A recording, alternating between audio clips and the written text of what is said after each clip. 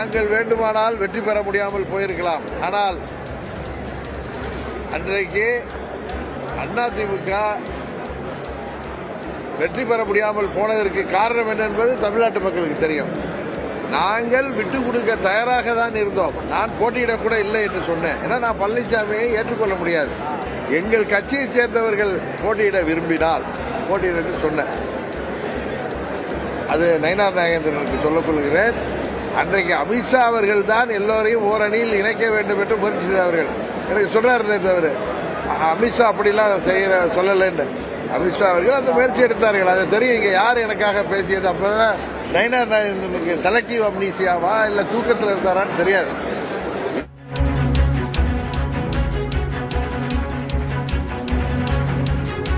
நயினார் நாகேந்திரன் எடப்பாடி பழனிசாமிக்கு முக்கியத்துவம் கொடுத்ததே கூட்டணியில் இருந்து தாங்கள் வெளியேற காரணம் என்று டிடிவி தினகரன் மீண்டும் செய்தியாளர்கள் சந்திப்பில் திட்டவட்டமாக அதனை தெரிவித்திருக்கிறார். இதுகுறித்து பேசுவதற்காக மூத்த பத்திரிகையாளர் திரு பிரியன் நம்மோடு இணைகிறார். அவரிடம் பேசலாம். வணக்கம் திரு பிரியன். வணக்கம். வெளிப்படையாக பாஜக மாநில தலைவர் நயினார் நாகேந்திரன் தான் கூட்டணியிலிருந்து வெளியேற காரணம்ங்கிற குற்றச்சாட்டை டிடிவி தினகரன் மீண்டும் சொல்லியிருக்கிறார். இப்போ இந்த அண்ணாமலை அதே போன்று அனுசரித்து சென்றார் அப்படிங்கிற ஒரு கருத்தையும் சொல்றார். இதை எப்படி பார்க்கலாம்? ஒரு பாஜக மாதிரி ஒரு தேசிய கட்சியில ஒரு மாநில தலைவருக்கான ரோல் ரொம்ப ஒரு ரெஸ்ட்ரிக்டடா தான் இருக்கும். ஒரு வட்டத்துக்குள்ள அடங்கின ஒரு விஷயமா தான் இருக்கும். மேலிடம் எதுவும் சொல்லலைன்னா ஆக்ட் பண்ண மாட்டாங்க.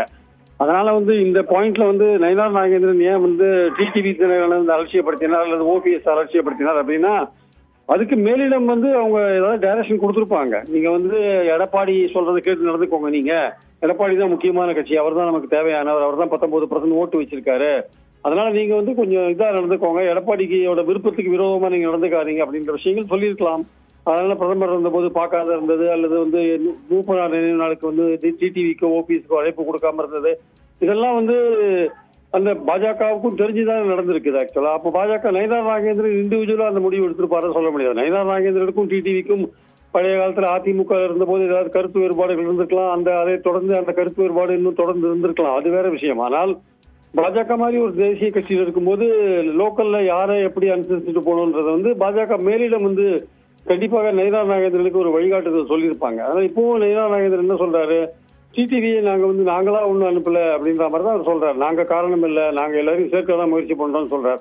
ஆனால் நடைமுறையில பார்க்கும்போது எடப்பாடி அவர்கள் சொல்வதை கேட்டுக்கொண்டு நயினார் நாகேந்திரன் ஆடுவது போல தெரிந்தாலுமே செயல்படுவது போல தெரிந்தாலுமே பாஜக மேலிடம் தான் இதெல்லாம் முடிவு பண்ணணும். அமித்ஷா வரும்பொழுது ஒரு டிடிவியை பார்ட்னர்னா இந்த சந்தேகங்கள்லாம் எதுவுமே வந்திருக்காது. ஆனா அவங்களே மேலிடமே என்ன நினைக்கிறாங்க, டிடிவியோ ஓபிஎஸ்சியோ நம்ம பார்த்தாலோ அல்லது ஏதாவது அவங்களோட சந்திப்பு நடந்தாலோ எடப்பாடி கோச்சிப்பாரு, எடப்பாடி அது ஒரு உட்கட்சி விவகாரமா பாக்குறாங்க. டிடிவி விஷயத்தையும் ஓபிஎஸ் விஷயத்தையும் பாஜக மேலிடம் உட்கட்சி விஷயமா பாக்குறாங்க. அதுக்குள்ள நம்ம தலையிடக்கூடாது, நம்ம அவங்கள பார்த்தா எடப்பாடி கோச்சிப்பாருன்னு அப்படி நினைக்கிறாங்க. ஸோ அந்த அடிப்படையில எங்க மாநில தலைவரும் கிட்டத்தட்ட நம்ம டிடிவியோட ஓபிஎஸ்ஸோடய க்ளோஸா இருந்தா அப்புறம் எடப்பாடி கோச்சிட்டு போயிட்டாருன்னா அப்புறம் நம்ம மேல நம்மள கோச்சிக்குன்ற மாதிரி அவங்க நடந்துக்கிறாங்க. நயினார் நாகேந்திரன் நடந்துக்கிறார்.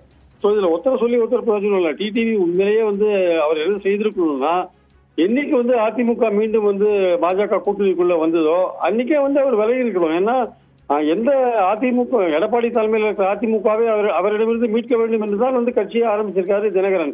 அந்த கட்சி அவர் இருக்கிற கூட்டணியில் சேரும்போது அவர் எப்படி அங்க இருக்க முடியும்? அவர் உடனடியா வெளியில வந்திருக்கணும். அவர் அங்க அங்கேயே இருந்து கொண்டு 3 மாதம் 4 மாதம் இது மாதிரி கொஞ்சம் தன்மானத்துக்கு சோதனை வர்ற மாதிரியே நடந்து கொள்ள வேண்டிய அவசியமே கிடையாது. என்னைக்கு அதிமுக உள்ள வந்ததோ சரி நமக்கு இனிமே இங்க வேலை கிடையாது அப்படின்னு டிடிவி வெளியில வந்திருக்கணும். அவர் செய்த தப்பு இப்ப லேட்டா வெளியில வந்தார், பல அவமானங்களை சந்திச்சாருன்றதான் அங்க அடிப்படையான விஷயம். சோ நயினார் நாகேந்திரன் மட்டுமே இது காரணம் இல்ல, பாஜக மேலிடம் கிளியரான ஒரு இன்ஸ்ட்ரக்ஷனை கொடுத்துருக்கணும்.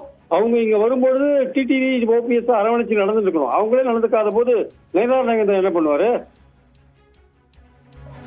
இப்போ தேசிய ஜனநாயக கூட்டணி அப்படிங்கிற அடிப்படையில இருந்து பார்க்கும்போது தமிழகத்துல அதிமுக பாஜக இருக்கு அப்படின்னா இப்போ பிற கட்சிகள் அதுல சேரல அப்படிங்கும்போது அதிமுகவுக்கும் சரி இப்போ வரக்கூடிய தேர்தலுக்கு இது ஒரு செட்பேக் கொடுக்காதா? அதிமுக பாஜக கூட்டணியில யாருமே சேர மாட்டேன்றாங்க. அதிமுகவும் பலவீனமா இருக்கு. ஓபிஎஸ் விலகி போறாரு, தினகரனும் விலகி போறாரு. இன்னும் டிசம்பர் மாசம் அவங்க மீண்டும் வராங்களா தெரியாது. பாமக பிளவுபட்டு கிடக்கு, யாருமே புதுசா வர மாட்டேன்றாங்க. இருக்கிறவங்க எல்லாம் ஏசி சண்முகம் மாசன் எல்லாம் 1% ஓட்டு கூட மொத்தமா வச்சிருக்க மாட்டாங்க. ஸோ இந்த மாதிரி சூழல்ல வந்து இதை பத்தி கவலைப்பட வேண்டியது பாஜக. நேஷனல் லெவல்ல பாஜக என்ன, நம்ம கூட்டணி தமிழ்நாட்டில் எப்படி இருக்கு, அதிமுக வந்து பலவீனமா இருக்கு, அதிமுக எடப்பாடியோட செயல்பாடுகள் காரணமா நம்ம கிட்ட இருக்கவங்க பிரிஞ்சு போயிட்டே இருக்காங்களே, நம்ம எப்படி இதை பலப்படுத்துறதுன்னு பாஜக தான் கவலைப்படணும். எந்த கட்சியும் சேராத போது பாஜக தான் கவலைப்படணும். இப்போ எல்லோருக்குமே இப்போ கூட்டு சேரணும்னு நினைக்கிற கட்சிகள் கூட என்ன யோசிப்பாங்க, பாஜக அதிமுக கூட்டணி பலவீனமா இருக்கு, பாஜகவுக்கு இங்க ஒரு நெகட்டிவ் ஓட்டு இருக்கு தமிழ்நாட்டுல, அதிமுகவுக்கு வந்து பலவீனமா இருக்கு கட்சி, அப்ப நம்ம அந்த கூட்டணியில ஏன் சேரணும்னு நினைக்க மாட்டாங்க. அதனால எல்லாருமே ஜனவரி பிப்ரவரி பாத்துக்கலாம்னு தள்ளி போடுறாங்க. இந்த 2 பேரும் எப்படி தங்களை பலப்படுத்திக் கொள்கிறார்கள் என்பதை பார்க்கத்தான் மற்ற கட்சிகள் யாரும் உள்ள வரமாட்டேன்றாங்க.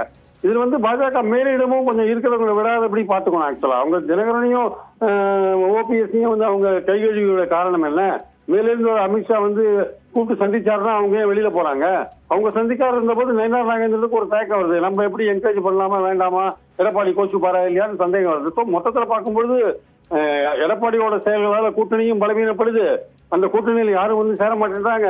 இதை பார்த்து கொண்டு பாஜகவும் பேசாம இருக்கு. இனிமே வரப்போற டிசம்பர் மாசம் பீகார் எலெக்ஷன் முடிஞ்ச பிறகு பாஜக வந்து கூட்டணியை வந்து மீண்டும் உறுதியாக கட்டமைக்குமான்றதை பொறுத்து இருந்தான் பார்க்கணும். இல்ல இதே மாதிரி பலவீனமாகவே நம்ம சந்திக்கலாம், தேர்தலில் கவலை இல்ல, 26ல தோட்டாலும் பரவாயில்ல, அதிமுக தான் பலவீனமா போகுது, நம்ம 29ல பாத்துக்கலாம், அதுக்குள்ளே அரசியல்ல பல மாறுதல்கள் எல்லாம் வரும்னு பாஜக கண்டுக்காத விட்டுறாங்களோ இல்லையோன்னு அந்த ஒரு ஐயப்பாடும் அந்த ஒரு சந்தேகமும் எல்லாருக்கும் இருக்கு ஆக்சுவலா. நன்றி திரு பிரியன், இணைப்பில் வந்து உங்களுடைய கருத்துக்களை பகிர்ந்து கொண்டமைக்காக. தேசிய ஜனநாயக கூட்டணியிலிருந்து அமமுக வெளியேறியதற்கு மிக முக்கியமான